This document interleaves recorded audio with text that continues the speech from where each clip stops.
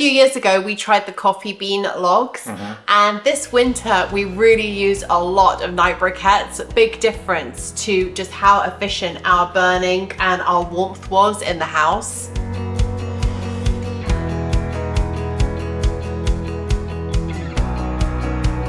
We've always burnt a lot of hardwoods like oak and birch. That's predominantly the kind of wood fuel that we've used in our wood burning stoves. Yeah. So when we actually got to try out the BioBean coffee logs, it was 3 winters ago now. It was actually quite interesting at the time because we'd never actually experimented with a briquette before. Yeah. So these particular logs were very different at the time. They basically were just made from coffee grounds. And what appealed to us, because we're very sustainable as a household, so basically they were going to the coffee shops like Starbucks, Costa Coffee, university campuses, anybody that was actually making a lot of coffee, they were taking those grounds, and instead of sending them off to landfill, they were taking them back to their facility, processing them and converting them into coffee logs, which was actually pretty cool. And one bag was basically about the equivalent of 400 cups of coffee, the grounds from those 400 cups of coffee, which was actually an incredible amount of waste that actually wasn't ending up in landfill. And then they would basically take those coffee grounds and compress them into different shapes. This was like a log shape, and then you would actually use that as opposed to using a wood log in your wood burning stove. It was basically a very clever way to actually just use what would be a waste product to just generate heat in the home. It was nice that the bag was plastic free and eco-friendly.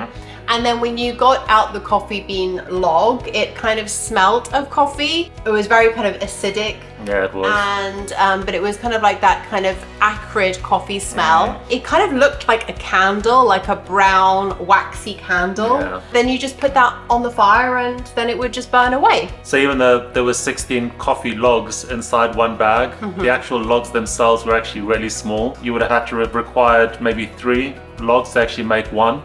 So we discovered quite quickly that we were getting through bags really quickly. I mean, you could very easily get through one bag in one evening, which was 16 logs in one evening, was just gone. Yeah. So from that perspective, it wasn't very fuel efficient because you were getting through a lot of logs in one sitting. It wasn't making a lot of sense with regards to the quantity of how many you actually needed versus something like, for example, a night briquette. But I like the idea. I like the fact that you're using a waste product. I like that it was eco-friendly.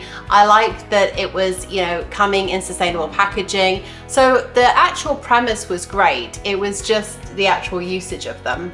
And it wasn't only us that appreciated that, because they actually did win an entrepreneurial type funding thing from Virgin Media. It went mainstream very quickly.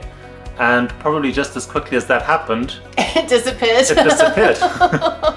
And it was only after we did a bit of research that we realized that last year, one of their facilities actually caught fire and burnt down, which is tragic. That's really And as a result, the business just vanished. And I think that really does speak to the amount of research and development that has to go into just a simple briquette. Yeah, totally. And I think that with the night briquettes, for example, that's where they've got that formula really perfect.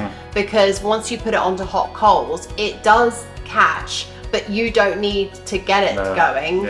And then it just slowly burns through. And it really does give you an appreciation for just how intrinsic these recipes have to be. Those coffee ground logs I actually found were smoking quite a lot. There's quite a lot of smoke that came off them, and I was a bit surprised by that. And it's interesting because they said they shouldn't be smoking when you actually read the literature on the back, and it makes sense, right? And just to address your point of oiliness, it's actually the roasteries that are adding the additional oil to them. There are people like Starbucks.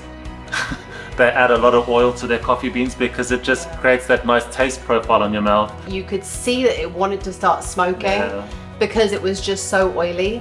But between the coffee logs and the briquettes that we've now tried from Lacto, I've got a completely newfound respect for briquettes because they definitely do play a role in your wood burning stove. Yes. And they are a fantastic way of utilizing waste products. So even the Lacto products, you know, you've got the sawdust briquettes, they're basically going to lumber yards and collecting all that sawdust, compacting it and making these briquettes, where otherwise that sawdust is ending up in landfill.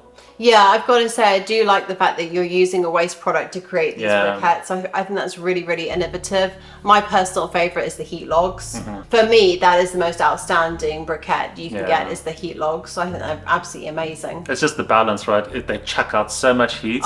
You've got that punch of heat and that longevity of the actual burn. Like one hardwood log, whether it's like a birch or something like that, when you put that on, that was pretty much the same amount of heat you were getting from the coffee logs. True. There wasn't a huge feedback of heat coming. Whereas when we use the heat logs and we put one heat log on as a briquette, my goodness, the heat that comes off that is incredible. I mean, really noticeable. And I think for the majority of people that do have wood burning stoves, especially rural countryside homes, they need those wood burning stoves to actually operate as a heat source. So I don't think there's any other coffee bean logs that have actually taken over from BioBean that I've seen. I think there's a company selling coffee husks, which I'm not entirely sure what that is. It doesn't look like a bean formula or like grounds. It looks like more kind of husky things. So I'm not really sure what that's about. But again, when I looked at it, it said that they were also recommending 3 to 4 logs. All right. Okay. And in their packaging, I think it was again 12 to 16 logs. So again, it sounded like it was pretty much the same kind of burn rate as the coffee bean logs. For us, that's not cost efficient. No way. You know, we just, you know, that's just not how we use our wood burning stoves. So, you know, we need to get really good quantity of heat and quality of heat regularly. We're not really using our wood burning stove as like an aesthetic thing. No. I've never been a huge briquette person, but certainly we're beginning to use more and more of them on an annual basis. Yeah. Because they're really great at just balancing out the fires. Literally, it really did noticeably cut down on ash. I know it does say that on the website. I know it says in the packaging, but you kind of think like, yeah, it's like, everybody makes claims. Yeah, you kind of think, yeah, less ash or whatever. I would say that we probably emptied out the ash probably once a month, if that. I mean, it was hardly at all. I probably could count on one hand how many times I emptied the fireplaces out this winter. When you've got one big log, whether it's an oak log, and then, you know, it's sitting on top of the pile, and then it falls down, and then it kind of shuffles to one side, and it gets into an awkward position, and it starts to burn unevenly. You need to kind of open the door and kind of shove it around to try and get it back onto the hot coals and get it burning evenly again. With the briquettes or the coffee bean logs, you literally put them in and close the door and leave it until they've basically disappeared. And when you talk about getting that nice uniform heat from your fire, the heat logs are awesome, because if you actually get that heat log in the right place, they expand and they basically fill up the wood burning stove. Yeah. So you are getting that even heat just coming out from the whole stove. So, you know, as opposed to the log that does fall to the one side. Yeah. And you get those embers in the corner. That very seldom happens with the heat logs. Yeah, that's true actually. With a lot of briquettes, they do tend to expand, which is really fun to watch, but also gives you a much more even heat. So that was basically the start and end to coffee bean logs. Yeah. So if you've had any experiences with coffee bean logs, leave your comments below. Did you love them? Did you not love them?